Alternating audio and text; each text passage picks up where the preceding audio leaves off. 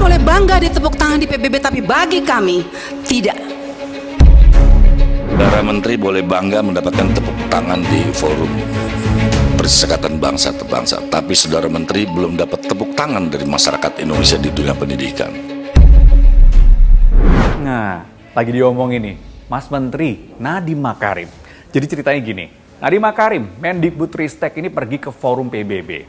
Di sana dia cerita punya tim namanya Shadow Team atau Shadow Organization ini yang berhasil merancang aplikasi layanan pendidikan gratis untuk Indonesia. Hasilnya dapat tepuk tangan luar biasa. Tapi masalahnya ketika kembali ke dalam negeri, ke tanah air, pamer nih maksudnya ke Komisi 10 DPR RI. Tapi apa? Nadiem justru dikritik habis-habisan. Para wakil rakyat ini bilang kalau mereka itu sama sekali nggak bangga meskipun pencapaiannya dipuja-puji sama bangsa lain. Nah loh, sebenarnya salahnya di mana? Tapi ya juga sih, emang sudah pada tahu Shadow Organization? Pernah dengar Shadow Team? Langsung aja yuk, kita diskusi. Jangan lupa subscribe channel Liputan Amnesty TV.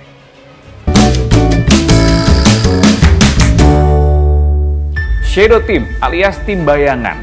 Statusnya nih di Kemendikbudristek adalah vendor yang berada di bawah BUMN PT Telkom Indonesia bernama GovTech Edu. Tugasnya membantu Kemendikbudristek untuk merancang aplikasi layanan pendidikan gratis. Kata Mas Menteri, jadi memang secara teknis adalah vendor. Ini adalah inovasi budaya dalam Kemendikbudristek. Jadi walaupun mereka adalah vendor, mereka tidak diperlakukan seperti vendor. Tapi sebenarnya siapa sih GovTech Edu itu? Menurut Direktur Digital Bisnis Telkom, Fajrin Rashid, GovTech Edu adalah sebuah unit independen yang dibentuk PT Telkom Indonesia untuk menghadapi tantangan besar yang ingin diselesaikan oleh Kemendikbudristek. Ingin menyelesaikan tantangan besar. Tantangan besar apa nih? Dalam artikel liputan6.com, tantangan besar yang ingin dicapai adalah mewujudkan pendidikan 4.0. Maksudnya, penggabungan teknologi ke dalam metode proses belajar mengajar agar mendorong budaya belajar generasi muda. Di artikel yang sama, pakar marketing digital Bayu Endrowinarko bilang, yang terbayang dalam benak saya pertama, misalnya ada satu iCloud yang bisa dimanfaatkan dalam kolaborasi bersama sehingga tercipta standarisasi dalam pembelajaran. Jadi, zonasi yang menuai pro kontra selama ini teratasi karena adanya standarisasi dalam konten, delivery, dan measurement system. Aplikasi yang sudah dihasilkan GovTech Edu seperti Merdeka Mengajar, Arkas, aplikasi rencana kerja anggaran sekolah, Siplah, sistem informasi pengadaan sekolah, rapor pendidikan, Kampus Merdeka, dan Belajar.id. Tapi ya, ini kan vendor, pihak ketiga. Emangnya SDM di kementerian nggak mumpuni? Nadiem mengatakan, untuk mendukung perkembangan aplikasi, diperlukan tim teknologi yang mumpuni. Nadiem menambahkan, di mana skill itu tidak langsung ada di dalam kementerian kami. Maka vendor itu memang bukan tim permanen. Bukan juga merupakan bagian organik dari suatu organisasi kementerian.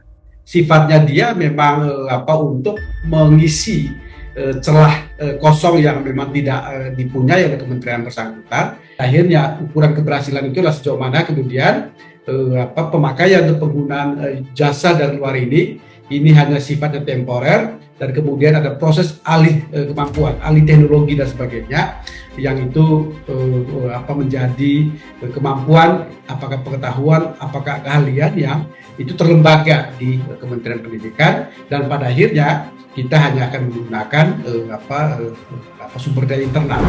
Nah, sepakat. Kudu ada transfer ilmu. Oh ya, pertanyaan berikutnya, pakai dana apa? Emang resmi?